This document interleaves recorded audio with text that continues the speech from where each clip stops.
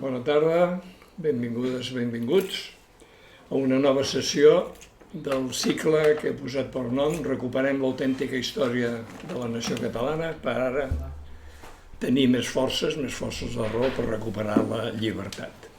I en aquest sentit, el títol que em va arribar proposat per Jordi Álvarez em va encantar, perquè és Templers, Càtars i el món actual. Justament m'interessa el plantejament del món actual. El Jordi Álvarez ens vam conèixer amb un sopar que és d'aquests dels més interessants que pot haver-hi des del punt de vista de recuperar l'autèntica història de Catalunya, que va ser el darrer simposi, el novembre de l'any passat, de l'Institut Nova Història. I és un lloc on des de fa 30 anys hi ha un nucli que estan recuperant contracorrent sense subvencions i dedicant-hi les hores lliures que poden, moltes més, suposo, molts dels professionals que s'hi cobren per explicar una història falsa de la nació catalana, estan recuperant l'autèntica història.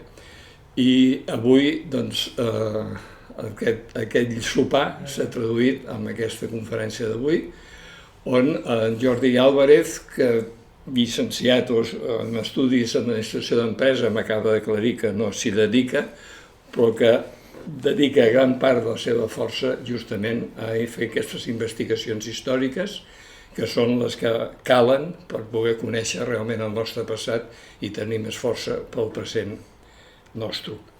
Doncs gràcies, benvingut. Això serà, ell farà una introducció i després hi ha preguntes, sigui directament del públic, sigui a través d'internet. Gràcies.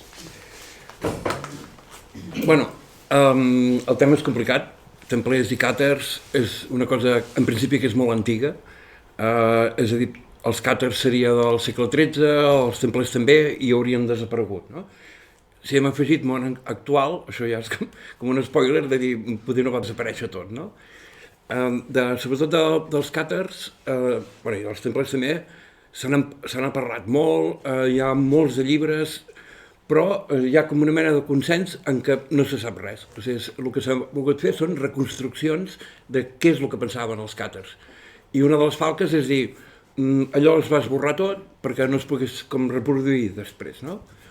De manera que si ho haguéssim fet bé, doncs no sabríem absolutament res, ni tan sols que hi hagués hagut gent càtars, ni que hi haguessin guerres, ni res d'això, no? De fet, la idea original, que avui hem parlat amb el Larry, era una situació cronològica, no? És a dir, ell em preguntava, desapareixen els templers i apareix la càbala. Té alguna relació? Això també era molt complicat, no? Però sí que cronològicament és tot seguit. És a dir, aviam, ho pots veure? Val.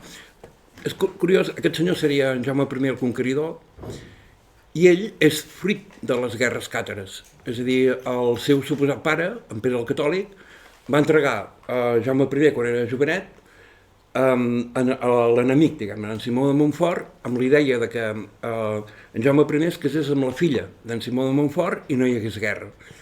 Llavors, curiosament, en vida d'en Jaume I és quan s'acaben les guerres càtares, o sigui que els càtars desapareixen.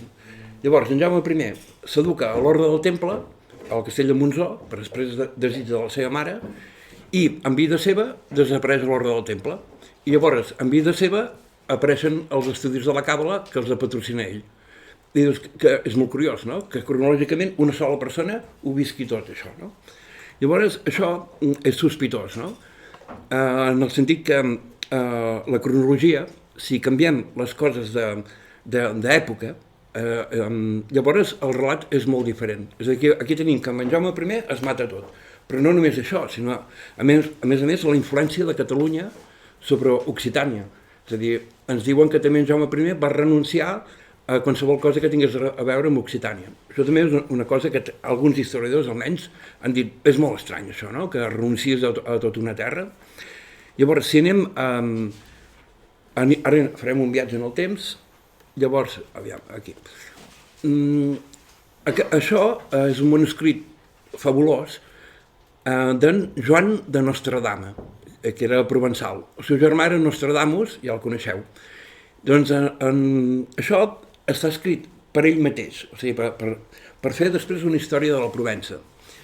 Llavors, clar, ell va tocant totes les coses que havien passat a la Provença, però també a Catalunya, perquè llavors els comtes de Barcelona van passar a ser, segons ell, eren reis de la Provença. Segons la història, no, eren comtes de la Provença i Pou, no? Llavors, quan ell toca el que serien les guerres càtares, no fa servir aquesta paraula, càtara. Ell diu que hi havia una gent allà, a tota Occitània, que eren arrians. I això és molt diferent. L'arrianisme, una falca bàsica, seria negar l'essència divina de Jesucrist. Val? Això segons les paraules modernes nostres, negar l'essència divina de Jesucrist, que el que podria ser, ja ho veurem després, és negar l'essència divina d'una altra persona, que això és molt diferent, no? Aquesta és una. I l'altra és que en Nostradama ens diu que aquestes guerres que hi va haver era simplement França que es volia expandir i arribar precisament a la Provença, a la Mediterrània, i fer feina a la Mediterrània, que després a través dels Anjou. Llavors, en aquell moment, França era París i voltants tan sols. Llavors baixen cap avall i ens apareix tot això dels càtars i tot plegat. Sí que Occitània és terra templera, ja ho parlaré després, no? Bé, una altra cosa que ens diu Nostradama és que el que cobejaven aquests francesos de per dalt eren dos nuclis. Un era a Narbona, això és Avinyó. Un era a Narbona. Narbona era el gran centre jueu. És a dir, el gran rabí, no es deia així, però la figura màxima d'aquest món jueu era Narbona. I molt a prop està Avinyó. Llavors, a Avinyó, ho sabem, no?, que hi havia hagut els papes. El que passa, si ho mirem cronològicament, els papes hauria sigut després. Però Nostradama, que era provençal i vivia a prop d'Avinyó, ell sabia que aquests papes ja hi eren abans. O sigui que aquí hi ha una mena com d'engany. Ara mateix ens diuen aquells papes, si van anar a Avinyó és perquè hi havia problemes a Roma, etc. No? I estaven a Avinyó simplement d'una manera temporal. Però si us fixeu com el Palau dels Papes d'Avinyó encara s'aguanta dret, amb unes parets ben grosses, i si us fixeu la gent és així petita, o sigui, això és immens, això no és temporal, això és per sempre més, no? Llavors aquí, de fa un temps tinc una certa passió per aquests russos de la nova cronologia, i ells també diuen el mateix, no? Que aquí els papes havien estat sempre, però Avinyó simplement era una sucursal d'una altra figura espiritual que podria estar a Alexandria, a Bizanci o potser inclús a Etiòpia. El que passa que modernament es considera que tot això són fantasies, tot i que veiem mapes, molts llibres que ho expliquen diuen no, són fantasies medievals. Bé, jo ho ensenyo així.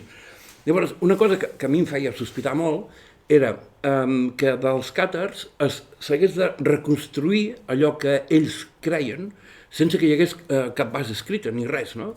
I això, que cadascú fa un món diferent i allò que tens en el cap de dir, no, això segur que encara ho podem llegir, encara ho podem trobar, el que passa és que ens diuen, per exemple, que són fantasies de trobadors, són coses que van durar molt poc temps, etc. No?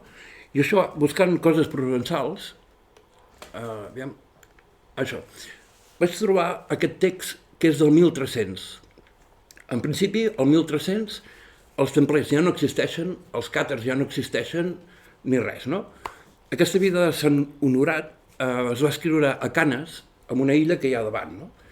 És un llibre excepcional, però és un llibre amb trampa, que és el que feien aquella gent, no? Que era com amagar les coses perquè es poguessin desxifrar després. Llavors, curiosament, aquest llibre, això, ens explica amb tot de senyals, o sigui, tot de què creien la gent de la Provença, però no només de la Provença, gairebé de tota Occitània. Si us fixeu en el títol, diu «Així comença l'heretgia que el rei Andriox ensenyava a son fill Andrònic». Llavors, el text entenem que el rei Andriox, per ell no era una heretgia, era la manera que ell creia, no? Aquí a l'altra banda veieu al quart vers una senyora que es diu Elenborg, que era la senyora d'aquest, el rei Andriox. I llavors Andriox el que va fer va ser agafar les creences d'Elenborg, però tot i així, en el seu fill Andrònic li va ensenyar allò que creien aquella gent. Llavors, fixem-nos què és el que creien. El text és molt llarg, només ensenyaré una part, aquí el quart, cinquè vers, bueno, el segon, ensenya a son fill secta de gran perill i la greu heregia de llei de pallania, que pallania tant pot ser paios com pot ser pagesos o pagans, no? I diu que creien en Astarot, Apol·li, que és Apol·ló, i Júpiter també. I això és molt curiós, perquè, bueno, Astarot, això seria una representació moderna, això ja entraríem en un món, diguem-ne, estrany, un món esotèric i tot plegat, no? Però si mirem Júpiter, aniríem al món romà. De fet, no tenim constància que l'any 1300 encara hagués continuat des del temps romà, o sigui, que ell encara fos un ídol, no? El que sí és molt curiós és que abans de les guerres càtares es va escriure aquesta novel·la flamenca, que diuen que és la més antiga que s'ha escrit mai. Només hi ha una còpia que es va trobar a Carcassona, és a dir, no a la Provença, sinó en un altre lloc. A flamenca, el protagonista, curiosament, també té com a ídol a Júpiter.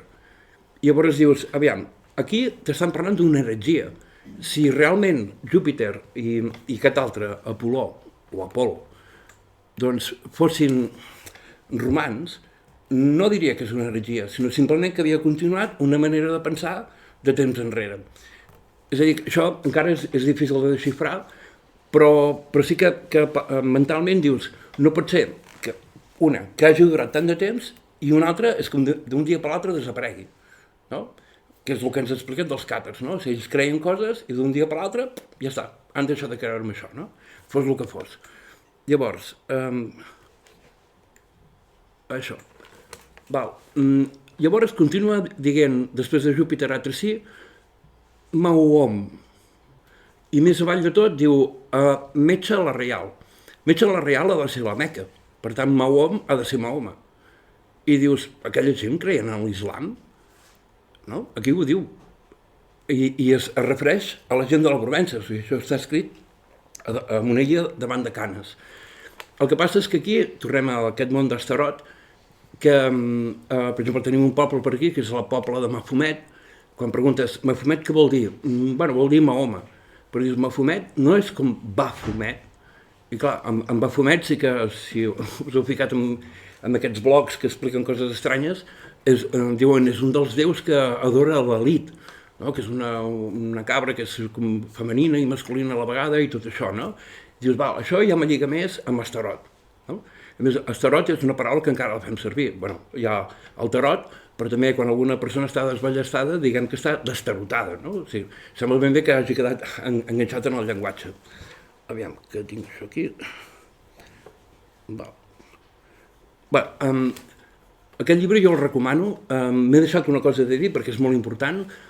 La dona, que us he ensenyat el nom abans, Ellen Borg, és molt curiós que en aquest llibre el nom d'aquesta dona està repetit moltes vegades i no hi ha cap vegada que l'escrigui igual. En canvi, tots els altres noms de verbs o persones, etc., sempre els escriu igual. I això deu ser un missatge del poeta de dir, de totes les formes que he escrit Ellen Borg, no n'hi ha cap que sigui correcta, però és molt semblant. Per exemple, a vegades és Ellen Borg sense H, de vegades hi ha dues L's, de vegades és Alingborg, etc. No? I això ja veurem que és molt important després, no?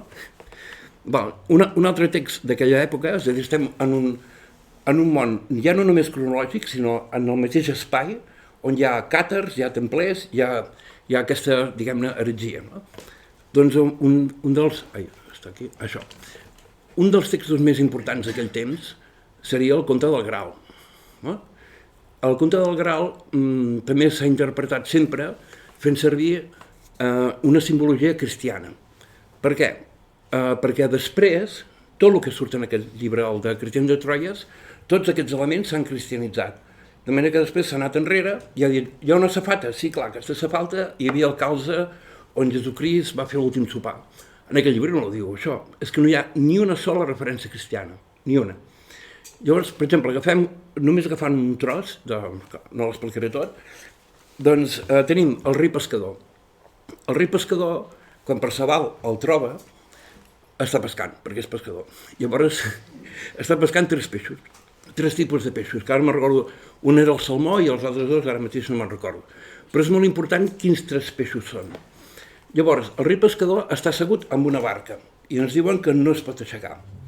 Llavors, Perceval li pregunta, no sé on anar a dormir aquesta nit, i diu, allà hi ha un castell, i pots anar-hi. Llavors, quan Perceval arriba al castell, el rei pescador ja hi és, i també està assegut. Tot això és molt important, que estigui assegut, els tres peixos, etc. I darrere del rei pescador hi ha una habitació i hi ha el pare del rei pescador que està moribund. Una altra cosa que està passant en aquell moment és que el castell està com isolat i tota la terra al voltant és erma, sense res. Llavors, en aquest moment, en aquesta escena, amb aquell senyor allà darrere, el rei pescador assegut i en Perceval badant, perquè està badant, de cop entra una dona a la sala amb una safata i tota l'habitació s'il·lumina, que és el que diuen que és el primer moment en què apareix el Graal, no? És aquesta il·luminació. Després, Perceval, en un altre lloc, explica que ha estat al castell del rei pescador i el renyen. O sigui, li diu, vas fer la pregunta? I diu, quina pregunta? I no vas fer la pregunta? O sigui, havia de fer una pregunta. Quina pregunta podia ser aquesta? De fet, en el text no ho diu. Podia haver preguntat, per què pesques precisament aquests tres peixos? Què fa aquell senyor allà darrere? Per què la terra és erma? Per què s'ha il·luminat l'habitació? Hagués pogut preguntar qualsevol d'aquestes coses i li haguessin explicat què és el que passava. És molt curiós, no? Perceval té tots aquests símbols davant seu i no els sap interpretar. En aquesta vida de Sant Honorat, que us he ensenyat abans, està passant exactament el mateix. Hi ha un canvi com de pensament. El rei Andriox creu una cosa i Elenborg en creu una altra. Llavors, en aquest cas, sí que l'Andrònic, que després en parlaré d'aquest Andrònic, el pare vol que sàpiga això, que en principi és una heretgia. No? Com es pot traduir això del rei pescador? Això ho va trobar un italià i m'ajonollo, perquè és molt bo. A Egipte, un cop l'any, menjaven aquests tres peixos el mateix dia, en homenatge a Osiris. Estem parlant d'una obra que era per ser recitada, per tant la gent que hi havia davant no havia anat a la universitat per saber tot això, simplement sabien reconèixer aquests símbols. Els tres peixos. Osiris, què havia passat? Que en una festa o el que fos, un seu germà bessó el va tallar en 14 trossos a Osiris i es va escampar per tot el món. Llavors Isis, que era la seva dona, però també era la seva germana bessona, va anar per tot el món a recollir tots els trossos, però en faltava un, que era el penis. Llavors, el que deien era que fins que no recuperés el penis, la terra seria erma, que és precisament el que ens està dient aquí, no? Llavors, qui és el que està darrere, que és el pare del rei pescador? Seria Atum, no? I que està esperant, aviam, que la terra sigui... Aviam si ho troben això, no? Que també seria una de les preguntes, que era per què el rei pescador està sempre assegut? Bé, no es pot aixecar, no? Llavors, això, dit així, és molt senzill, però ho heu trobat mai escrit, això? Sempre van a buscar coses del cristianisme, i no, hem d'anar a Egipte, és Osiris. Llavors falta una cosa, la dona entra amb una safata a la sala i la sala s'il·lumina. Qui pot ser aquesta dona? Aquesta dona és Isis. I això és una altra cosa que s'ha interpretat sempre malament, que era la safata la que il·luminava la sala, però si ho llegiu bé, ella és el subjecte, és ella que il·lumina la sala. I això en Perceval no ho sap veure, no? Bé, ja que hem parlat d'Isis, o sigui, aviam, això és important, falta una cosa aquí. Fixeu-vos que el pròleg és de Martí de Riquer. En Martí de Riquer havia estudiat molt a tota aquesta matèria de Bretanya i havia deixat dit que quan els lectors més avançats de França van començar a llegir o a entendre el Graal, feia molt de temps que tant a Catalunya com a Anglaterra era molt popular. Ell es deixa Occitània també era molt popular. És a dir, no podem situar Cristian de Troyes a Troyes, que és a París, no? És molt lluny, perquè si hagués recitat això ningú sabia de què estava parlant.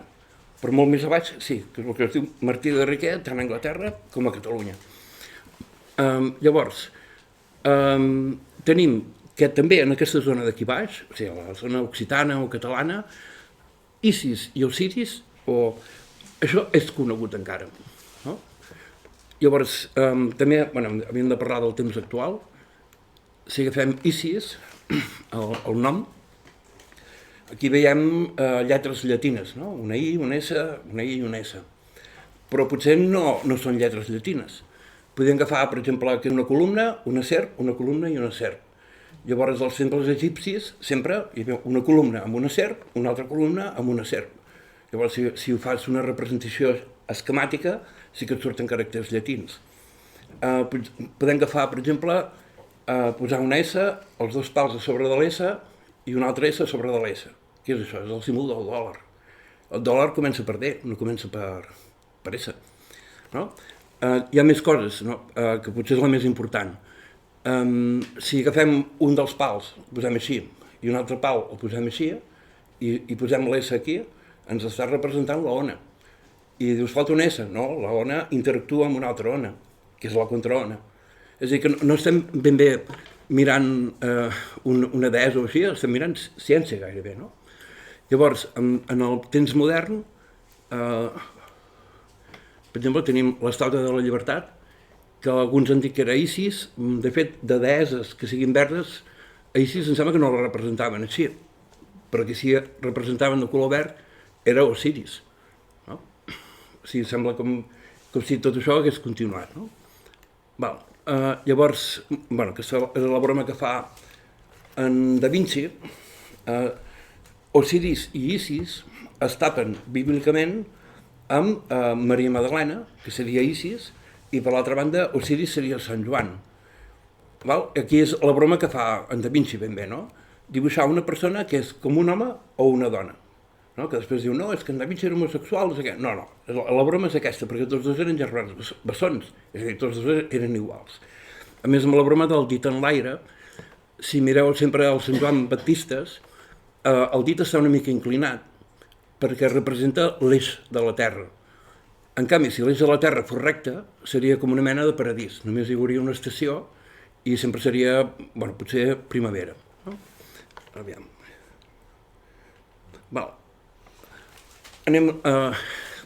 Vaig aprofundint. Ja veieu que com agafo tot això des d'un altre... És a dir, no des del tronc principal que s'ha treballat, aquestes especulacions sobre els càtars i tot plegat, sinó agafant aquella època i veiem què ens en diuen, no? Hi ha una cosa que ens diu en Cretent de Troyes, en un dels títols que fa en això del Graal, ens aporta aquestes dues paraules, Escabaló i Excalibur. Després en el text no en parla més, no? I això, Excalibur poder és més fàcil, perquè remet com a Excalibur, no? Aquella espasa i tot això. En Cretent de Troyes, ell d'espases no en parla mai. Això torna a ser coses de després que agafen tots els símbols de Cretent de Troyes i els canvien, els cristianitzen. Això seria més fàcil, però i Escabaló? Això, m'hi vaig trencar el cap, de fet és molt fàcil, són dues paraules que estan ajuntades. És escaló i avaló. Avaló era més fàcil perquè el regne aquest perdut del Sant Greal seria el regne d'Avaló. I Escaló. Escaló és una població, ara no sé si és d'Israel, en tot cas és de Palestina, i Escaló és, per exemple, on feia vida en Ricard Cordelló, que és molt important també en aquesta història. És a dir, Ricard Cordelló, la seva mare, era Elionor d'Aquitània, i és Elionor d'Aquitània la que promociona tota la matèria aquesta del Sant Greal i tot plegat. Inclús Cretent de Troyes diuen que la seva mecenes era la filla de Elionor d'Aquitània. O sigui, és aquesta gent la que té molt d'interès que s'escampi aquesta idea, no? Llavors, tenim això, llavors Excalibur què podria ser? Elenborg, Alibor, això és el que ens estava dient aquell poeta. És una de les maneres d'escriure Elenborg que falta, Alibor. O sigui, no és una espasa, és una dona. I hem de saber quina dona és aquesta, no? Aquesta és la gran gràcia segons el meu entendre, vaja. Jo sí que, ho explicaré després, de fet abans ho hem parlat, no? D'això que ens remet directament a aquesta dona, a Libor. Llavors, de valor, un detall important és que abans de Cretent de Troyes s'escrivia en berra, aquest regne, era el regne d'Avaró. I això, aquest regne el podem trobar és a Beiró, és a la Ruerga, i és precisament allà on surt l'Orde del Temple. Aquest és el regne perdut. Llavors això, bueno, si podeu, ja heu pensat algun cop, com és que no hi ha hagut mai una unió política entre Catalunya i Occitània? Això, bueno, de fet ja ho he explicat a l'Institut Universitari una mica, que sí que hi era aquesta unió política entre Catalunya, Occitània i Anglaterra, però a través de l'Orde del Temple, que és el que unia els tres llocs. Més, aviam, després del nom càtar, en si, hem vist que Nostradama no el feia servir, i ho hagués pogut fer, no? En la seva època ja era conegut tot això. Càtar sempre s'ha escrit així, amb TH, almenys en català s'ha fet així, i Catalunya, fins fa molt poc, s'escrivia també amb TH. La T ja la sabien escriure els catalans abans, per tant ens està dient un altre so. No? I és molt curiós com Càcer i Catalunya s'assemblen, no? Fins al punt que s'ha dit que Catalunya vindria de terra de càtars, o sigui, Càterland. No? Llavors, amb això, una altra cosa que crida l'atenció és que si diguem Càcer, dius, hi ha una gent molt a l'est, allà a les estepes aquelles russes i tot això, que ja se'n deien així de càzars. Encara tenim països com Kazakhstan i tot això, no? En principi dius, bueno, no té per res a veure, no? Aquella gent és molt llunyana i això, no? Però en canvi, en els estudis de paleogenètica, que és estudiar l'ADN antic, han trobat que tots els mascles de la península, bascos inclosos, tenim ADN dels càzars d'allà. El que passa és que, i les dones no, o sigui, les mateixes dones peninsulars han seguit transmetent la mitocòndria, que és el que fan les dones, en canvi els mascles hi ha un moment que es talla. Depèn de com ho situen en el temps, no hi ha cap explicació. És a dir, el registre arqueològic no ensenya signes de violència.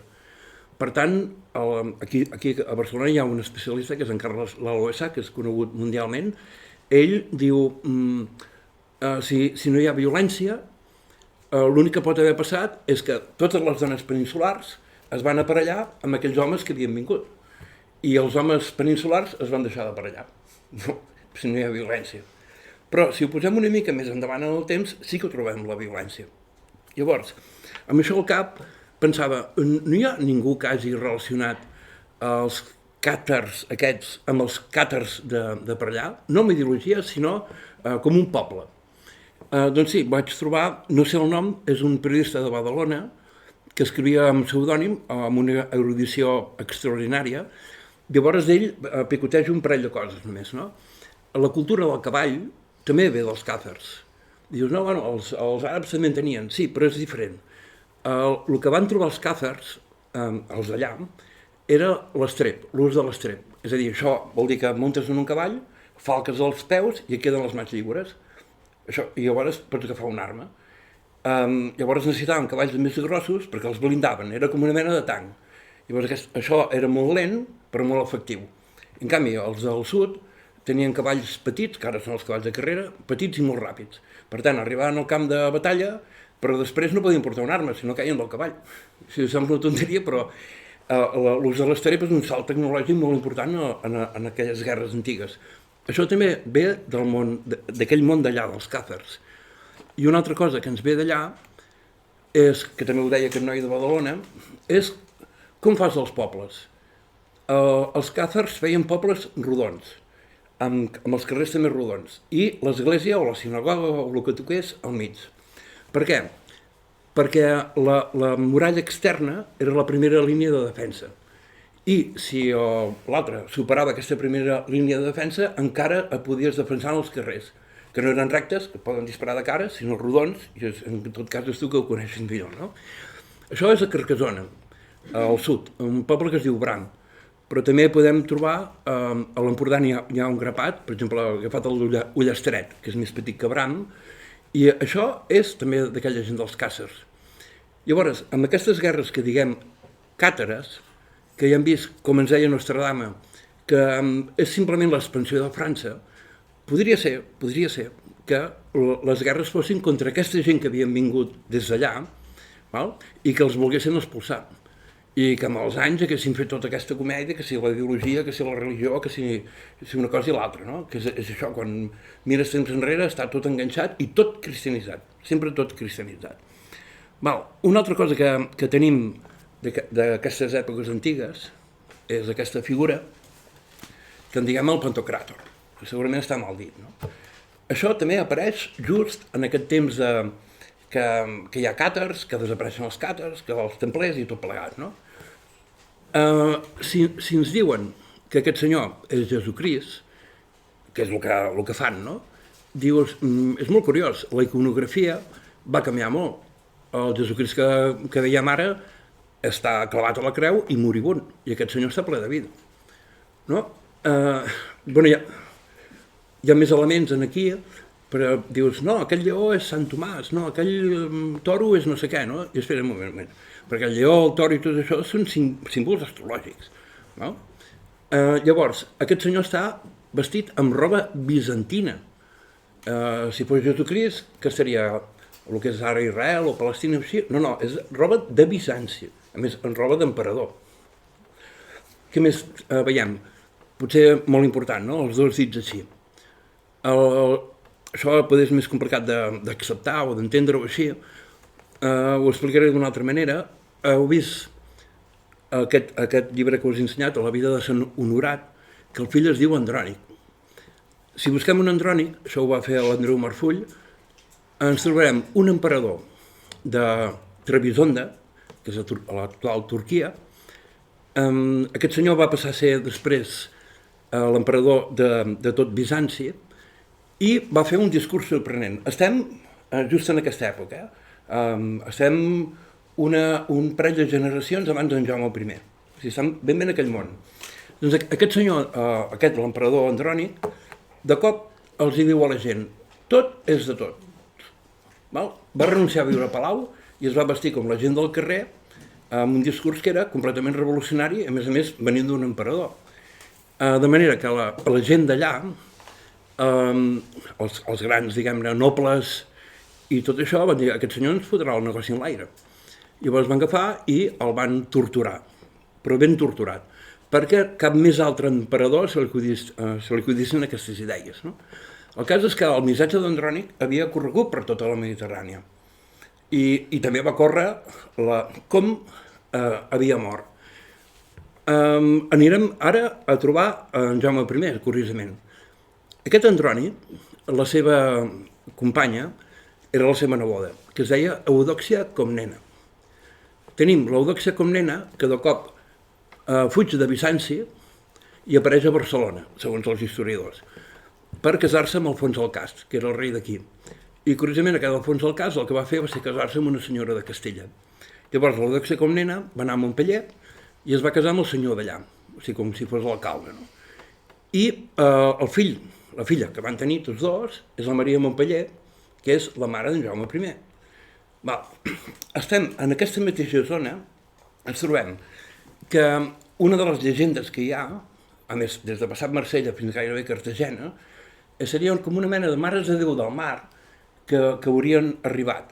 És a dir, la idea seria, Jesucrist no va morir a la creu, sinó que va poder baixar, però estava força malament, i la Maria Magdalena estava embarassada.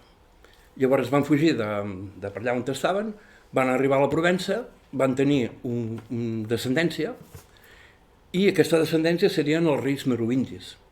És una història absolutament calcada de la història de l'Eudòxia Comnena.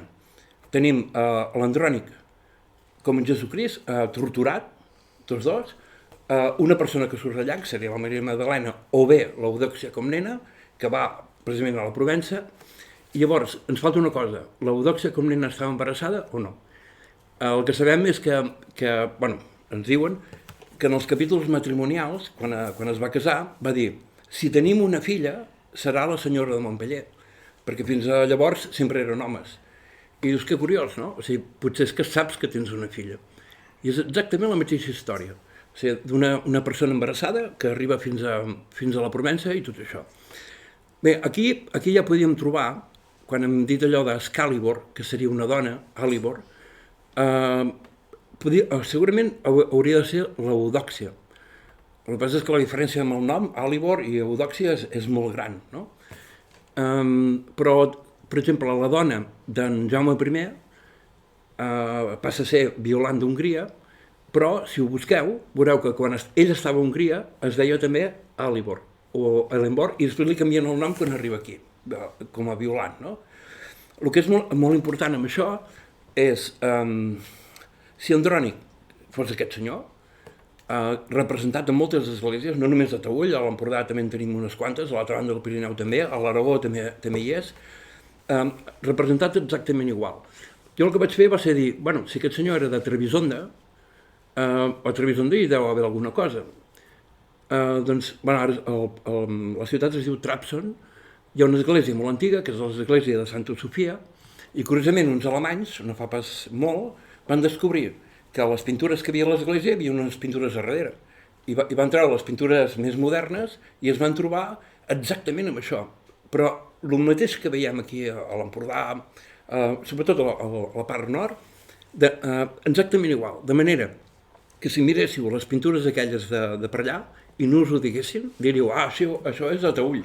I no, és allà, és exactament igual, clavat, no? A Trebisonda, que seria, ara la ciutat és Trabzon, o Trebison, o així, no? Bueno, amb això, tot això ens faltava els templers. Els templers també és complicat amb una altra cosa, no? Que ens diuen que creien en unes altres coses a part, no? Que no tenien res a veure amb els càtars, que no tenien res a veure, evidentment, amb tot això, però és exactament la mateixa zona geogràfica, és la mateixa. No? I dius, bueno, allà potser la gent es barallava pels carrers perquè creien en 3 i 4 coses diferents, i no pot ser. Segurament tots anaven allà mateix, sobretot en el cas de l'Andrònic, com un gran referent, i curiosament la seva descendència, que seria la Maria de Montpeller, abans ho parlàvem, no? La Maria de Montpeller, el seu marit figura, que era, bueno, de fet s'haurien casat a l'hora del Temple de Montpeller, és el rei Pere el Catòlic, però el rei Pere el Catòlic va marxar. I al cap d'un temps, la Maria de Montpeller té un fill, que tornem a anar a les coses bíbliques, el fill d'aquí, d'un colom, perquè ell no hi és, no? El que passa que històricament ens diuen, no, era el pare. És impossible. Si no hi ets, no pot ser, no? Llavors, ho enganxem una mica amb el temple, aquesta història. Aquest Pere el Catòlic el van matar a Muret, diuen, no? Estem en el moment àlgid de les guerres càtares. Enganyen a la mainada del rei, és a dir, diguem, el seu exèrcit, els Montcada, els Corilles, els Cardona, etc., els fan anar a Narbona, i en canvi Pere el Catòlic va a Muret, que és a prop de Carcassona, acompanyat de 2 personatges, Arnau de Rocafull i Guillem de Rocafull. Val? I maten el rei. Això els reis no es maten mai, ni en els escacs ni enlloc. És a dir, que aquest senyor no el consideraven per rei. Però els que són testimonis d'això són Arnau de Rocafull i Guillem de Rocafull. Aquest parell, després els veurem, lluitant amb els càtars, lluitant contra els càtars, lluitant contra el Vaticà, a favor del Vaticà, etc. No? Més, amb una guerra en les que si realment els càtars creien que aquest món era de pas i que havien de ser bons homes i purs, no agafaven l'espasa, i en canvi hi ha una conxorxa gairebé internacional per matar-los a tots, no? És desproporcionat, no? És que no té cap mena de sentit. Al revés, són molt fàcils d'enganyar, perquè si no agafen l'espasa, diu, tu, mira cap allà, i li prens l'or que està aquí, no? I l'altre diu, bueno, ho he fet bé, igualment aquest món jo no el vull, jo vull el món que ha de venir després, no? Aquests Rocafulls, bueno, no parlaré, bueno, una mica més, sí, us remeto a una xerrada que està a internet, que vaig enllaçar els Rocafull d'aquella època amb els Rockefeller moderns. I, curiosament, només una pinzellada, aquells Rocafull que eren d'Avaló, és a dir, eren de la Roberga, d'on està l'Orde del Temple, eren banquers i guerrers. Banquers en el sentit que batien moneda, o sigui, no agafaven, com ara, per exemple, posem els botín, que compren diners i els venen. No, ells els feien, i els Rockefeller actuals són guerrers, ara hi ha guerres per ahí, i també banquers, exactament igual, no? A part de més coses, no? I hem vist també com a la zona d'influència dels Rockefellers, que estan a Nova York, hi trobem aquesta simbologia que havien trobat, per exemple, en el Graal i companyia. Hi ha més. al museu que tenen els Rockefellers a Nova York, hi trobareu el Pantocràtor, hi trobareu les tombes dels comtes d'Urgell, que són les úniques tombes que tenen, les dels comtes d'Urgell. Trobareu el claustre de Sant Miquel de Fluvià, perdó, de Sant Miquel de Cuixà, el claustre de Sant Guillem del Desert, que és més amunt. És a dir, però ells que podien comprar-ho tot, precisament van comprar les coses d'aquesta terra, no van comprar coses d'Alemanya o d'Anglaterra o així, només les coses d'aquí, com si diguessin, això era nostre, és la meva família. Llavors, amb això dels templers, que ja hauria molt a parlar, que encara estem aquí, això. És curiós, això ho va trobar a la Tienza i és una cosa espectacular. Aquesta línia vermella,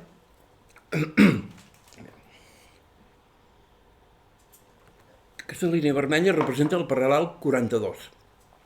És un paral·lel, per exemple, que passa per Girona, a Pals, i acaba a Baiona.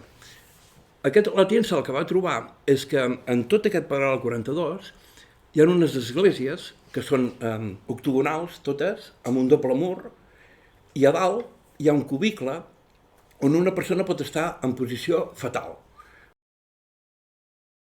entre la mare. Ell va estudiar més la zona de Castella. A Castella, en aquestes esglésies, els hi diuen la linterna de los muertos.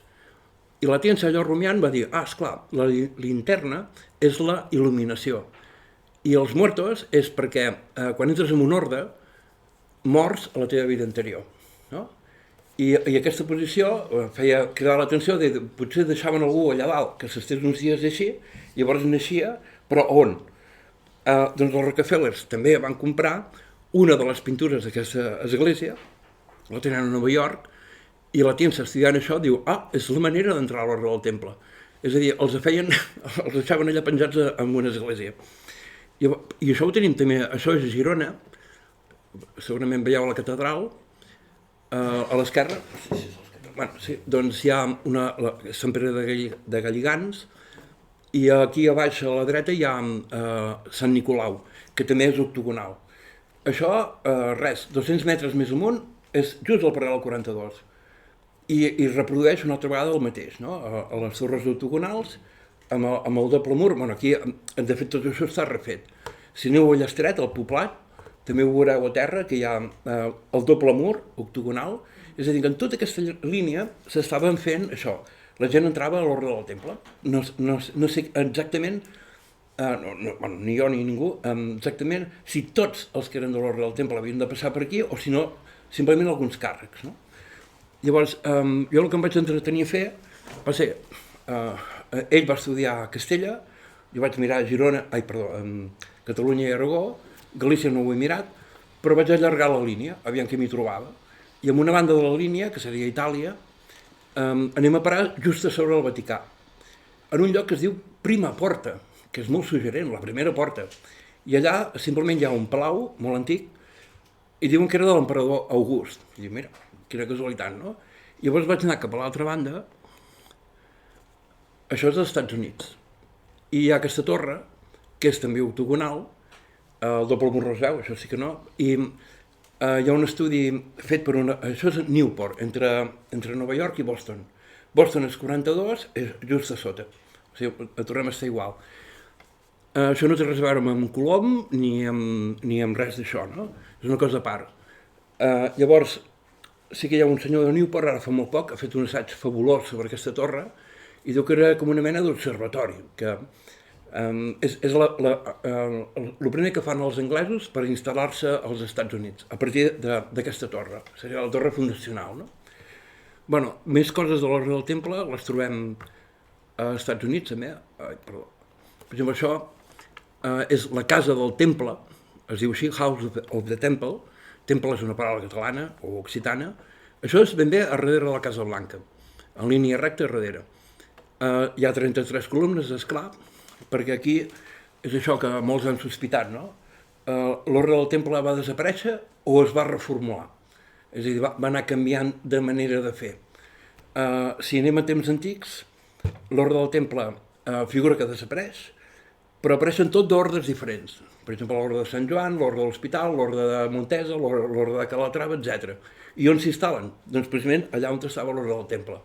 Això una cosa també havia explicat, que segles després els Rockefellers tenen Standard Oil, el 90% del petroli del món, llavors ells mateixos inventen una llei antitrust per desmuntar Standard Oil, de manera que desapareix aquesta gran empresa que tenia gairebé tot el petroli del món i apareix Shell, Texaco, British Petroleum, etc. No? Que són societats anònimes. No, si és anònima no pots saber de qui són. Agafes una de les empreses i el 30% és d'aquesta, el 10% és d'aquella i al final no hi arribes. Però en canvi fa tan sols 4 anys la Fundació Rockefeller va dir que renunciaven al negoci del petroli. I dius, però si no era teu, si des del 1917 no ho era. I dius, no, sé que ho era, sé que ho era. Doncs amb l'Orde del Temple van fer exactament igual. Desapareix, diguem-ne, Ordre del Temple, Standard Oil, desapareix i apareixen d'ordes petites que tenen exactament el mateix. I després hi ha aquesta sospita que la nova invenció és una de les piràmides de la maçoneria, no totes. Seria aquesta, la dels ritus escocès. Això és ritus escocès, no? Aquí hi ha més detalls a mirar, per exemple, el número del carrer, que és el 1773, també és molt... hi ha una continuïtat. Llavors, una altra mostra de que l'Orde del Temple no havia desaparegut mai, ho tenim això, és això ja ho coneixeu, no? És un colom que va a Amèrica, i diu, aquestes creus què són? I diu, no, és la creu de Sant Jordi, no, és la creu de l'Orde del Temple, no? I això, per exemple, amb l'Ovídia, allà que s'havia d'Empúries, hem trobat moltes creus, perquè tot l'Empordà és ple, i esclar, dius, mires i és que és l'Orde del Temple. I diu, no, és Sant Jordi, és l'Orde del Temple. La presència és ben bé fins ara, no? Bueno, si podria parlar més, però ho deixem i fem preguntes.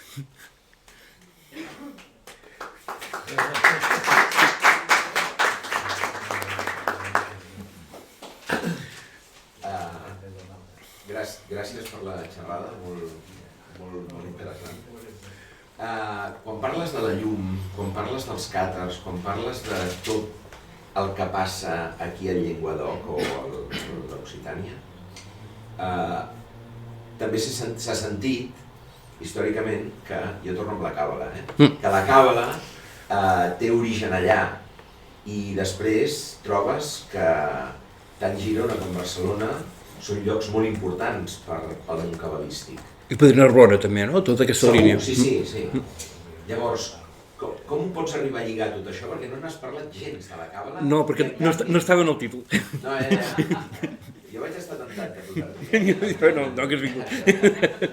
No, la càbala poder és molt fàcil o poder és molt difícil, no ho sé. No, però és que has parlat de símbols molt cabalístics. La llum és cabalística.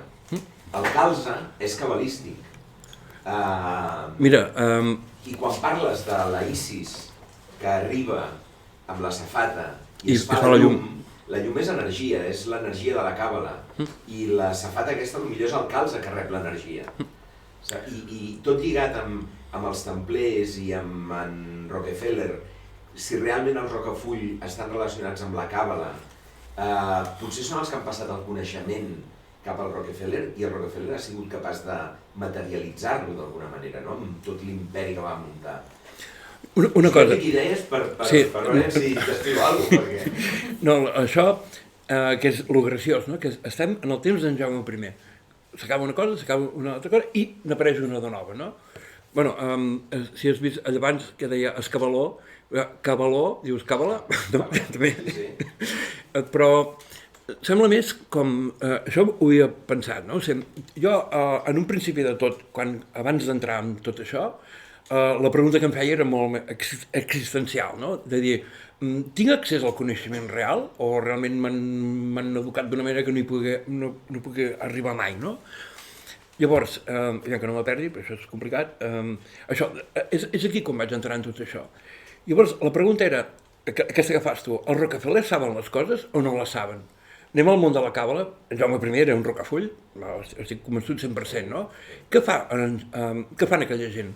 Van cap a Bizanci, o llocs així, els hi prenen llibres, els hi prenen coses i els aporten cap aquí.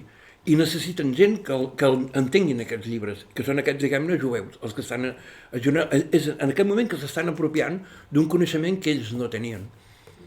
Llavors, el que hi ha darrere de tot això és aquesta gent, Ordre del Temple, Rocafulls i companyia. Clar, perquè lligat amb tota aquesta ràtzia contra els càtars, que en certa mesura tu estàs negant o dius que simplement estaven intentant treure els de Kazakhstan que venien del baix o... Sí. Tot això, clar, quan veus que el rei català està defensant els càtars, que potser defensa el coneixement, potser defensa la càbala, i potser els càtars i la càbala són la mateixa cosa, i venen cap aquí és perquè se senten protegits aquí d'aquestes sí, terres. El Pirineu i cap avall. Sí. I les bruixes, la persecució contra les bruixes, que potser són les dones que tenen el coneixement. O sigui... Sí, potser és molt fàcil entendre-ho tot i potser és molt complicat, no?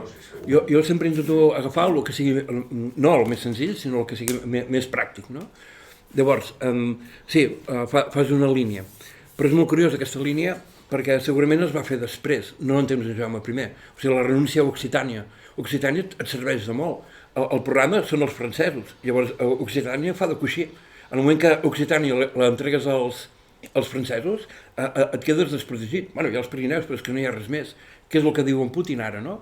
Que si se me posa l'OTAN a Ucraïna, els tinc a casa meva. Llavors diu, no, a Ucraïna que quedi a part. O sigui, Ucraïna com una Occitània. Diu, no, Occitània que no hi hagi ningú, no? Per tant, la marca hispànica potser era al revés. Bueno, la marca hispànica això s'ho van inventar els francesos també, no? Però molt recentment, o sigui, en temps d'en Geroni Pujades, simplement el que volíem, i aquí s'ha acceptat, és fer dependre Barcelona de París, des de temps reculats, de dir, no, en què fer el pilot perquè era el comte d'aquí, perquè el rei de París li havia permès. I dius, aviam, a París parlen diferent que aquí, a París cuinen diferent que aquí, a París tenen els costums diferents, la literatura és diferent, és que no hi ha res que lligui Barcelona amb París. Bueno, ara és diferent, no? Diu, no m'expliquis històries de París, no? I llavors aquest el que van fer, que va ser aquest d'allò, és el que li va assassinar en Geroni Pujades, que es deia, aviam, de la Marca, a Pere de la Marca. O sigui, precisament ell mateix es deia Marca, fixa't, i s'inventa la marca hispànica, no? Doncs aquest senyor, ell deia això, que París fa aquesta defensa des de Catalunya, però per fer una altra vegada allò que Catalunya sempre depenia de París, no? Que és el que farà després Napoleó, de dir, no, home, és que Catalunya és nostra, no? I amb això, tot això del coneixement, doncs clar, un malparit molt gran, que és el filòsof de l'elit, és en Ramon Llull, i en Ramon Llull aquest és el que hem de llegir, perquè ell és el que... I a més, ell ho diu, hem de separar el coneixement. La plebs ha de saber unes coses i una elit ha de saber unes altres coses. Jo quan vaig llegir això, dius, era per escanyar-lo, però no puc, no? Però dius, però és ben bé això. Hi ha un coneixement, que és precisament quan parlem de... No només ara, de dir, jo vull arribar a aquest coneixement, no? Encara que sigui un plebeu, no? Jo vull passar per sobre d'en Ramon Llull, no? Xavi Font té preguntes, el porto sempre de gira. Només una petita cosa sobre aquest origen del temple que l'atribueixen almenys historiogràficament a Uc de Paiens. Quina història hi ha amb això que diuen d'Uc de Pinós, a Bagà? Té alguna credibilitat? Sí, bueno, això s'ha dit, no? Però de fet, aviam, tots els templers, tots surten d'allà mateix, que és aquell lloc que he ensenyat abans, la Ruerga, no? I llavors, a la Ruerga, Paiens, ningú se'n diu així, no? Però ni cap nom d'aquests. Llavors sí que un de París, que no sabia entendre bé les coses, ho escrivia de qualsevol manera. I és més fàcil que es digués Pinós que no pas Paiens, no? O sigui, fent-ho així, no? A mi m'ha fet pensar, quan has posat aquell escrit al principi, que per sortir a Paians i deies pagans... Ah, Paiania, sí. No hi hagués alguna cosa. Sí, per això també a Paiania he dit tres coses, que eren pagans, pagesos o paios, no? També pot dir això, perquè són paraules que serveixen per moltes coses, no? Això que has dit de les viles rodones, que aquí en tenim vàries, no?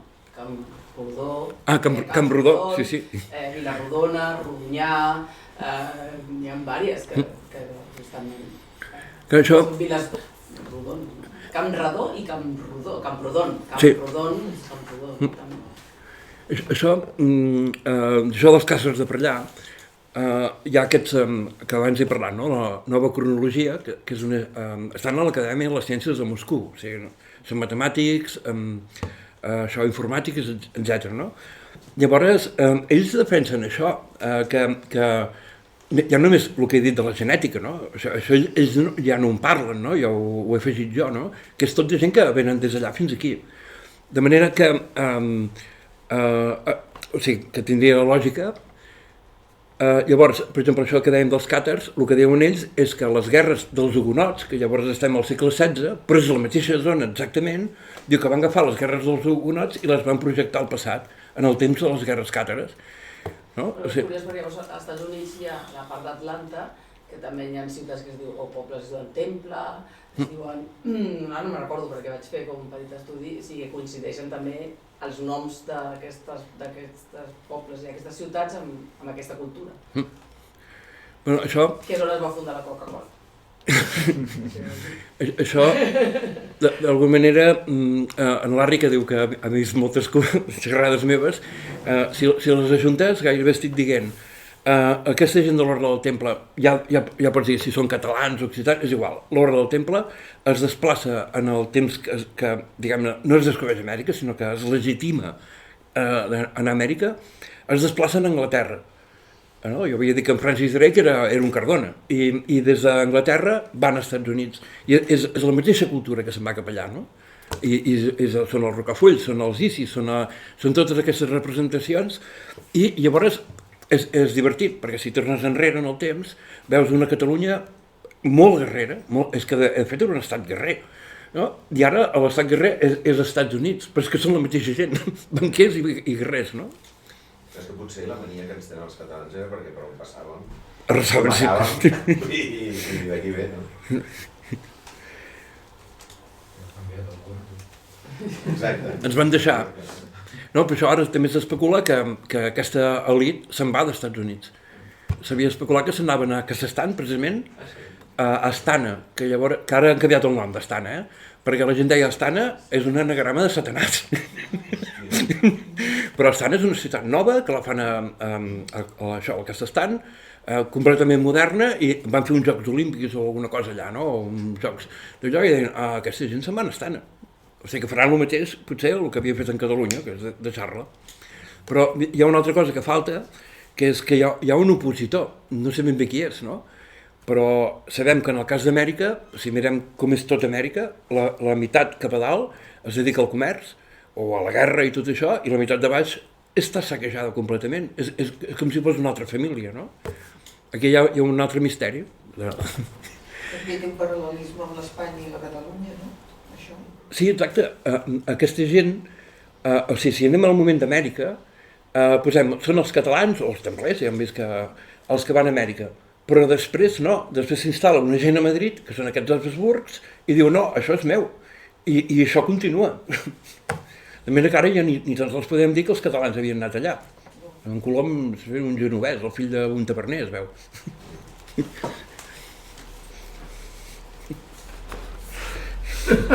Et deixes sense saber, no? Un pou de coneixement. Sí, bueno, jo faig la conferència sense text i depèn de com d'allò, doncs, parlo més o parlo menys. Això, bueno, em sembla que de la informació us he donat molta, no?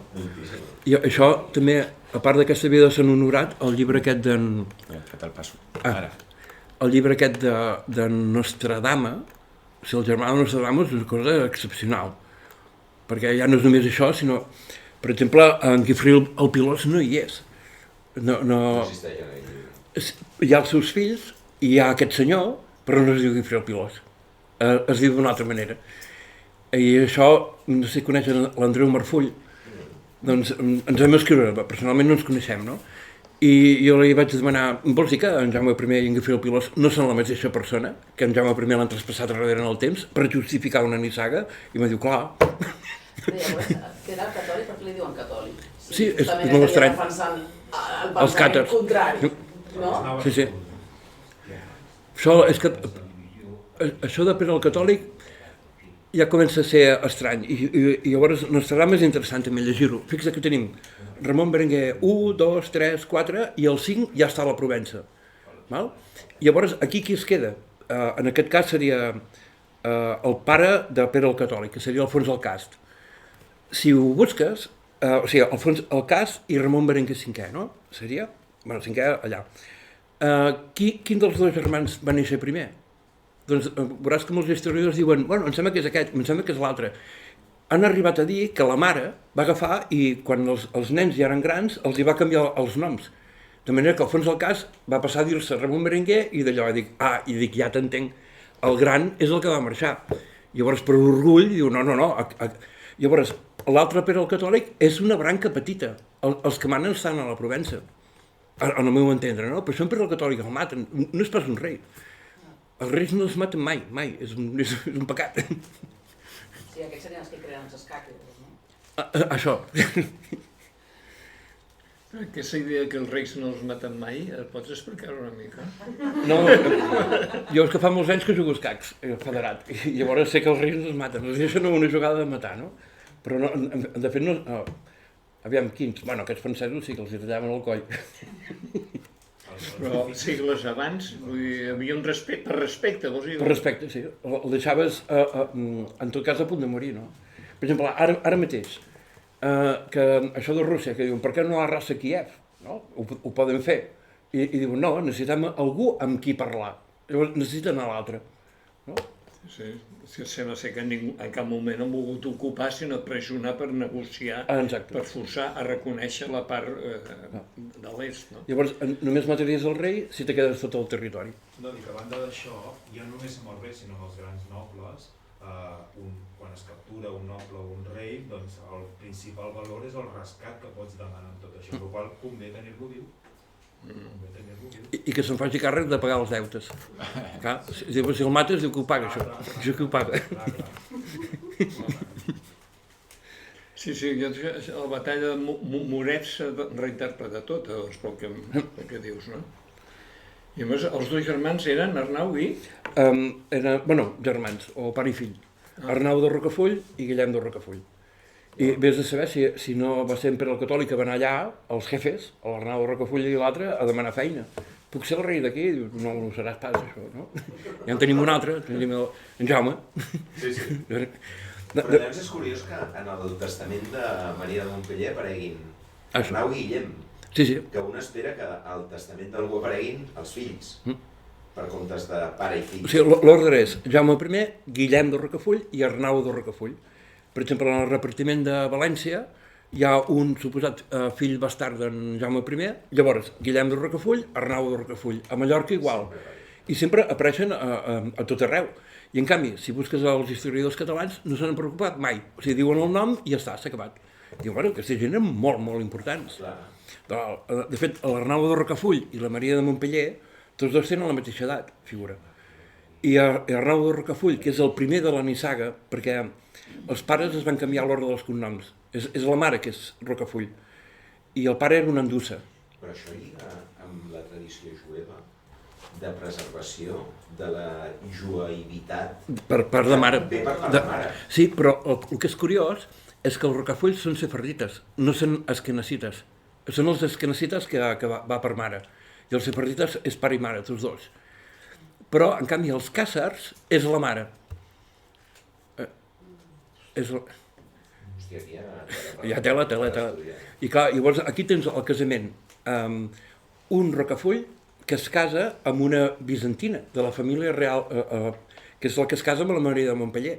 I és aquesta nissaga, això ho treballa molt bé l'Andreu Marfull, que seria una nissaga que hauria arribat fins ara, no? O sigui, dues grans nissagues que s'ajunten. I en canvi, l'historiador català ens diu, no, era Alfons el Cas. No, Alfons el Cas no. Era el Pere el Catòlic. No, aquest no és l'important és l'Arnau de Rocafull, que és una nissaga que continua fins ara. Però tot això dels Rocafull, que no se sap pràcticament res, és la idea aquesta que reflexen del món càtar, del dualisme aquest del bo i el dolent, que el bo sempre està amagat, el dolent és el que es veu, però no perquè, simplement que el físic és el que porta maldat, per dir d'alguna manera, i lo espiritual porta més la bondat, no? I relacionat amb el Rocafull, que no es veuen mai, en canvi qui es veu el Jaume I és que estan posant allà una davant, sí. Una davant, i l'altre no es veu i va sempre amagat. I sembla que ho facin expressament. I la Càbala, en certa manera, respira d'això també. Fixa't en Jaume I, a la seva crònica, que sempre es queixa de que no té diners. I inclús hi ha un moment que diu, ai, tinc una vaixella a Montpeller, me la vendré. I dius, això és un rei? Però esclar, però la idea és bona. El que has de buscar són els diners. Qui és el que té els diners? El Rocafull són els banquers. I ell contínuament diu, jo no tinc diners. És un empleat. Clar, i és que a més el fort és que lliga amb la realitat d'avui en dia, també. O sigui, els estats no tenen diners, qui té diners són els bancs. Els bancs, que els creen així. Exacte. I els creen així. És exactament el mateix. L'única diferència és que... No, l'única diferència és que aquest Arnau de Rocafull diuen que batia moneda. És a dir, que almenys havia una cosa física, però és que ara ho posen a l'ordinador, agafen la rata i posen la quantitat que volen. Però és que la Càbala lliga molt amb això. Lliga molt amb el fet de dir tu busca que ja trobaràs. I una mica la idea aquesta del calze sagrat, que som nosaltres. Nosaltres. En un moment ho has dit. O sigui, el calze en realitat és el receptacle de la Càbala i la llum aquesta que deies de la Isis és que realment és l'energia aquesta que et dona l'univers, o digue-li qui vulguis, i que realment el pots traduir en el que tu vulguis, perquè tu ets receptacle de l'energia. I això de jo no tinc diners, però faig el que vull, sí, és que és capaç de traduir o de materialitzar aquesta idea, no? De soc capaç d'agafar l'energia i traduir-la en fer el que vull sense tenir res. És el lavabo allà? Sí. I aniré corrents perquè si no faré una desgràcia. Diuen que l'actual no és l'original i que va haver-hi una construcció anterior al que es veu ara. Podrien ser els catapos aquests o de casa estan els que l'haguessin construït segles o temps abans? Sí, això de Montsegur és molt curiós, no? O sigui, l'anterior castell no sabem com era, però sí que sabem com és el d'ara, no? Llavors, el d'ara hi va gent perquè el solstici d'estiu i l'hivern, el primer sol passa per una paret, en un cas, i l'altre sol passa per una altra paret, no? És a dir, que està orientat en aquests dos solsticis. I almenys ja sabem una cosa, que el castell anterior segurament no era així. O sigui que aquí és on hi ha el canvi de creença, no? Això hi havia un home, no sé si podeu haver conegut, perquè havia viscut aquí a Barcelona, l'Alexandre Eleazar, que un home tenia unes idees molt... Sí, crec que el nom, però no... Ell escrivia molt malament, però resumint, el que ell deia era que hi havia com dos tipus de creences en temps enrere. Un era un culte solar i l'altre era el culte a una persona. No? I això, aplicant-ho a moltes creences antigues, funciona molt bé. És a dir, que en el cas de Montsegur, orientat amb el sol, tenim el culte solar. És a dir, que abans hi havia el culte a una persona. I llavors, quina era aquesta persona? Fixa't, abans que han ensenyat el Pantocràtor, sempre estan els dos dits així, ho podíem interpretar com una segona vinguda. Com si hagués hagut una vinguda anterior d'una altra persona. I s'esperés que tornés. I llavors, quan Andrònic diu això de que tot és de tots i me desprenc de tot i me'n vaig de Palau, diuen, és la segona vinguda, ha tornat a venir. I aquest Alexandre Eleazar deia que la tercera vinguda seria Barcelona. Algú que ha nascut entre els anys 60 o 70, doncs seria el tercer, no? Per això ell va venir a viure aquí, no? Però, bueno, a part d'això, és això, no? Un culte solar i un culte a una persona, no? L'Eleazar tenia accés a una biblioteca del seu pare, que va poder llegir... Sí, jo que el seu pare era el rei Faisal aquest de Jordània, i havia llegit llibres clar, que no són llibres europeus, reformats pels monestirs d'aquí, sinó són llibres molt llunyans, no? I ell, de fet, treia... Però després escrivia fatal, i llavors la manera d'interpretar-lo sovint és molt difícil. De fet, diu també que és un Romanov que prové dels... Sí, però deia que, o sigui, allò de l'Anastàcia, que no era l'Anastàcia la que havia marxat, sinó la seva mare, que era una altra de les germanes. I llavors, bueno, això ja és una altra història, no? És una història, un safreig familiar, no? No, el que volia comentar sobre això que comentaves a la moneda, ja se'm fa una mica un embolic, perquè realment la qualitat de sobirania que pogués tenir un sobirà no requeia amb la capacitat d'encunyar moneda, amb la qual ells també, vull dir, una moneda s'encunyava perquè un rei ho decidia. No, bueno, jo només conec el cas del rei Ferran, el catòlic, que diuen que ell va decidir com una devaluació de les monedes que sortien, en comptes de que fos 100% or, per exemple, que fos un 80%. De manera que estava tothom enganyat, però havies perdut un 20% del teu poder adquisitiu, perquè després quan hi havia un canvi o així, o el que fos, no? Anaves a pagar amb aquella moneda i et deien això no, és 100%. Llavors això és l'únic que he trobat que fos el mateix rei que ho ordenés. Normalment els diners van per una altra banda, una banda misteriosa. Curiosament, la creació de la taula de canvi és a Barcelona. Que es fa a Barcelona, però ho porta un tal Guillem Colom, sí. El 1401, si no m'equivoco, i curiosament no està relacionat amb la corona, sinó que és un banquer, perquè la família Colom eren banquers, és l'avi del Cristòfol. Colom. I això lliga una mica, no?, amb el tema aquest de que l'Estat va per un costat, els bancs per un altre, i l'Estat es dedica a buscar els diners del banc, però... Els ha de tornar després. I segons com has de fer guerra, perquè si no els tens tu, aviam si allà a Múrcia no en tenen, i vas cap a baix. I el Vaticà com s'enganxa? El Vaticà, segons aquests russos, aquests d'en Fomenko, és molt curiós, però de fet és molt lògic. Diu, el Vaticà es crea en temps del rei Ferran. I, clar, llavors... Ferran el catòlic. Exacte. Quan arriba el Borja allà és quan arriba el Vaticà. I diu, abans allà no hi havia res. Per això deia això d'Avinyó, perquè és el que diuen els russos, Avinyó era la sucursal diguem-ne, el patriarca d'Alexandria, que hi havia hagut un de la família real catalana que ho havia sigut, que estava a Tarragona. I llavors el Vaticà es crea en aquell moment. Llavors què diuen? El Vaticà, no, hi havia un Vaticà anterior però està aquí sota, hi ha les ruïnes. Està molt bé, no? Per cert, el cas de la Maria de Montpeller. La Maria de Montpeller, el seu fill no sap on és, en Jaume I, i el reclama a Sant Pere. Quin Sant Pere? Diu, home, Sant Pere del Vaticà. Vale, molt bé, Sant Pere del Vaticà. Quan ella hi va arribar, va morir en allà. I llavors el van enterrar a sota, amb Santa Peronela. És a dir, hi havia Santa Peronela i la Maria de Montpeller, totes dues. Llavors, dius, i on estan aquestes tombes? Bueno, clar, es va fer el Vaticà Nou i aquestes tombes s'han perdut. I dius, o sigui, els paletes van agafar i diu, para Herrera, ¿te suena de algo? I no, pues, diu, no pot ser, no? Si no és que les havien enterrat en un altre lloc, en un altre Sant Pere. I llavors anem amb Deulofeu. En Deulofeu estava convençut que Sant Pere de Rodes era el castell del Graal era allà. I a més, fixa't, el rei pescador i allà hi ha Sant Pere pescador. Però és que clar, i el tio deia... Bueno, però és per allà. I llavors és molt curiós que Sant Pere de Rodes s'hagués creat a partir d'una cova. En principi era un senyor de Narbona que havia baixat per allà i així, no? I tenim, per exemple, en el Quixot, que hi ha la cueva de Montesinos, que també hi ha dues dones, no? Són dues, no?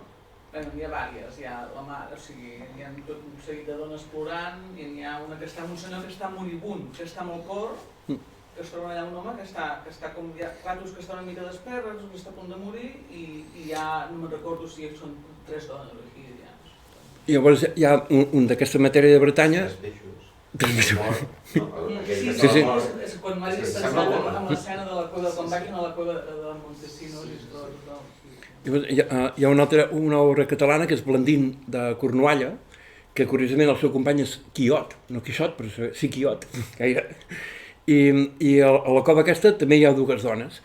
I això em feia ballar el cap de dir, aviam si em Deulofeu així, allò, potser no ho va veure, que la Maria de Montpeller hagués anat a Sant Pere de Rodes a exigir el seu fill i l'haguessin enterrat amb aquesta Santa Peronela. Perquè just després d'això és quan hi ha el pic de peregrinacions a Sant Pere de Rodes. No, ja ho dic clar, no per mirar unes restes d'un apòstol de feia 1.200 anys, però d'una persona molt propera. I la Peronela és la que es casa amb en Ramon Berenguer arrel amb en Ramon Berenguer IV. Del pare aragonès que renuncia al seu regne per donar-lo al Ramon Berenguer. Sí. I tenim una altra Peronela amb aquests noms, Eleonor, Eleonor d'Aquitània, la gran Eleonor, la seva mare es deia Prunella, també. Clar, això és molt difícil de... Jo la majoria d'aquestes coses que diuen aquesta gent jo no me'ls crec, però curiosament la Prunella va néixer, ho diré en francès, ho sento, Château-Ego, no? I dius, això de Château-Ego què vol dir? Château és castell i Ego és Arau. Arau és el riu que va parar a Montpeller, no és pas Aquitània, com diuen ells, no? És com dir Castelló de Guadalquivir a Bilbao. No, el Castelló de Guadalquivir és el Guadalquivir. Llavors, clar, si anem a Montpeller, llavors tot canvia, perquè tens una gran dona, que seria, per exemple, la Maria de Montpeller, i una gran mare, que és l'Eudòxia com nena. I llavors tens això, com si estiguessin desplaçades en un altre lloc amb un altre nom, no? Ells no hi han arribat aquí. No, però ho dic des del punt de vista que... Cronològic, sí. Cronològic. Sí, això passa sovint, que quan en aquest cas, per exemple, Alibor, que seria l'espasa, no? Excalibur, si és que és una dona, quan gairebé la tens, diu, ara està aquí, ara es diu diferent, ara està en un altre lloc. Diu, però si estan en aquest mateix espai, no? A mi se m'escapa, jo sospito que és l'Eleonor d'Aquitània, l'Alibor. I una cosa, l'Alibor aquest sona a noruec, no? També, Elenborg. Elenborg, tots Sí. aquests borgs Sí. sonen a noms dels països nòrdics. Sí, en canvi diuen que serien hongaresos, però això també, i això també ho diu molt bé aquests en flamenco, que per exemple a Bulgària, dius Bulgària és el Volga, i en canvi de Bulgària al Volga hi ha però quilòmetres i quilòmetres, diu, però és que és el mateix arrel. És a dir, que després, quan deien on està Bulgària? Aquí. I llavors, quan mirem textos antics i ens diuen Bulgària o Hongria, ho situem en el lloc que no és. Per exemple, Hongria seria aquell, l'Atila, no? El rei de los Hunos. Pues Hunos, Hongria. I llavors no me la posis aquí. Ho fan especialment per confondre. Confondre tot. Per confondre el poble, com dius tu, i que el coneixement només estigui, com deien, lluny a una època. Això, per exemple, això d'en flamenco, que això, les hordes aquestes russes, hordes mongòliques, no, de Mongòlia, mongoleses, no? Sí, doncs eren molt importants. Fixa't, horda del temple, és que és la mateixa paraula. Per això aquesta gent diu que l'Horda del Temple és simplement, en un principi, una sucursal d'aquesta gent, no? Llavors, l'Horda, això, de Mongòlia. Què és Mongòlia? Mongòlia és un estat així, que hi ha Ulaanbaatar, que és la capital, i allà hi viu gairebé tothom, que és a tocar la Xina. La resta del territori, allà no hi ha absolutament res. Hi ha dues carreteres que són de fang, que travessen el país, i la gent que hi va allà triga 3 mesos a travessar Mongòlia per aquelles carreteres. I allà va sorgir un imperi que el Gengis Khan, que tot el món, que els russos diuen, no, és que Mongòlia era tot, era Rússia, era la Xina, era el Kazakhstan, el Kazakhstan no sé quant, era tot això, no? I després els europeus diuen, no, això serà això serà allò altre. És que quan fan la cronologia se la inventen totalment. Exacte. És un invent. L'escàliga. No pot ser que un monjo sigui capaç d'entendre tot el que ha passat en tota la història del món, no. En canvi se li dona validesa. Se li dona validesa. A vegades Sí, agafes clar. una dinastia important o una nissaga important i resulta que hi havia un monjo alemany al segle no sé quantos que ell va escriure allò. Diu, això és bo. És bo, tu creus, això? Sí, clar, com no hi ha res més, doncs és bo. I després vas per camins que no lliguen. Quan hi haurà un llibre? Un llibre? Bueno, que jo el tenia demanat i encara l'he de fer. Però estàs escrivint articles, o tampoc, perquè els articles serviran per treure el llibre. També. Bueno, ara mateix no, però sí que tinc molta cosa... Sí, perquè jo estic quedant, m'ha perdut no sé quantes coses més sentint-te. Una cosa, bé, has parlat d'un eix que seria Catalunya fins a Anglaterra. Com arriba la influència a Anglaterra? Per Aquitània. O sigui, ho podem entendre al revés és molt més fàcil. Per baixar d'Anglaterra i anar a la Mediterrània només havies de baixar pel riu Ebre, és així de fàcil. No? En un moment hi és.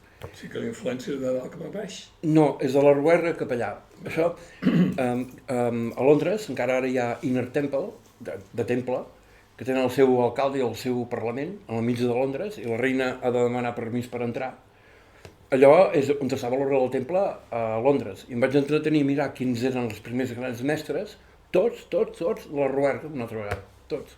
I els catalans també de la Rouergue, tots. Aquest és el gran regne perdut, el de Való, el que hi ha a la Rouergue, que té Catalunya, Occitània, Anglaterra... Bretanya, què hi pinta, tot això? Bretanya. En principi res, no? I pintarà molt després, quan hi ha això d'Amèrica, perquè tots els frontals d'Europa que donen a l'Atlàntic, tots aquests frontals els va anar treballant el rei Ferran i companyia, no? És a dir, hi ha un piló de famílies catalanes que es casen amb nobles portuguesos. A la Bretanya hi trobem la Margarida de Foix, casada amb un Montfort, curiosament. A Anglaterra trobem la Caterina d'Aragó, que és la filla del rei Ferran, o sigui, ho treballen tot. És a dir, els béns que t'aportaven a Amèrica, al tornar havies de passar per Anglaterra. Llavors, és per això que la Bretanya, la punxa de la Bretanya la controlen Anglaterra, controlen Portugal, de manera que si algun vaixell s'escapava, a un moment o altre el pescaven. Un pou de Porta de tornada cap a la costa bretona. Bueno, cap a la costa bretona i el que sigui el canal de la Mànega. O sigui, planada la fas pels Elisis, però la tornada aprofites la corrent del Golf que projecta cap al nord, o sigui, va de sud a nord. No, aviam. O sigui, el camí de tornada, aquella torre que us he ensenyat, de Newport, entre Nova York i Boston, el camí de tornada surt d'allà. Si ho mires a windy.com, que t'ensenya per satèl·lit els vents, surt ben bé de Newport i et porta fins a Anglaterra i es bifurca a Galícia. Sí. Bueno, l'únic que vull dir és que si arribes a Amèrica, més o menys per la zona equatorial o tropical, o sigui, agafant els Elisis, la via que es fa per... Canàries, Cap Verd i això. Tot això, a la tornada, o bé vas a un paral·lel més amunt, no? Sí, és el de Newport. Allà tens una corrent, així que un cantó et porten els vents, però d'allà surt la corrent del Golf, que és un corrent que és marítim, que et porta, el puja cap a més o menys la mateixa zona, cap al canal de la Mànega... Aquest no l'he vist mai. Bueno, però és que no es veu, però... No, això, mira, com a curiositat també, a Portugal també trobem l'Orde del Temple allà molt important. Llavors, amb això de Newport, que en principi és el camí, per exemple, que feia servir en Francis Drake, pujava fins allà i es tornava. Llavors vaig buscar qui havia... O sigui, ho faig diferent. Us he ensenyat el paral·lel 42. Doncs a Baiona, que seria la part de Galícia, que és 42, cada any celebren l'arribada dels germans Pinsoes, no? Els Anes Pinsoes, cada any. I els historiadors se n'en riuen, perquè diuen que aquesta gent, que eren portuguesos, haurien arribat per baix i es van passar a Portugal. Però dius, no, és que van venir per dalt. Llavors, vaig buscar allà a Newport qui havia descobert quins europeus havien sigut. I curiosament eren dos germans portuguesos, que es deien Castro Real, o sigui que ja no eren aquests, no? I vaig buscar què se'n va fer d'aquest parell. Doncs un resulta que va agafar el vaixell i es va perdre, i no l'han trobat mai més.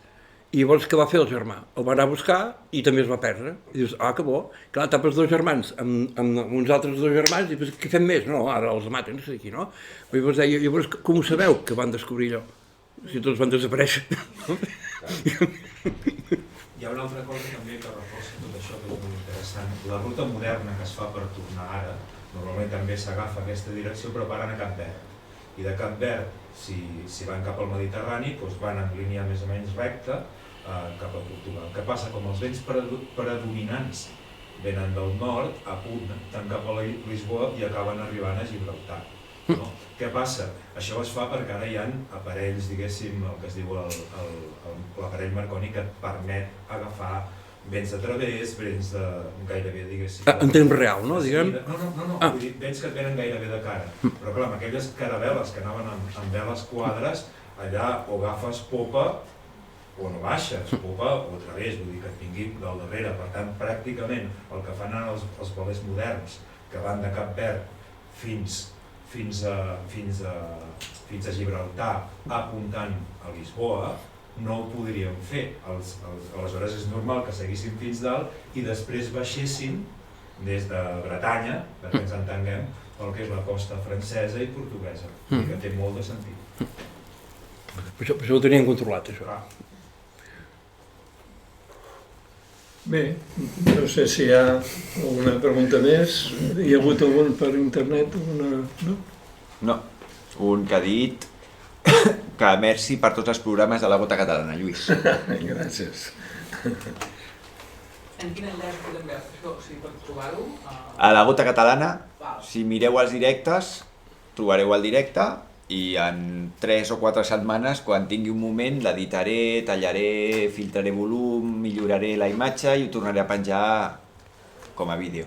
L'enllaç actual és el que serveix, el que s'ha distribuït, és l'enllaç No. de YouTube. Que entreu a YouTube i busqueu l'enllaç, Sí, millor.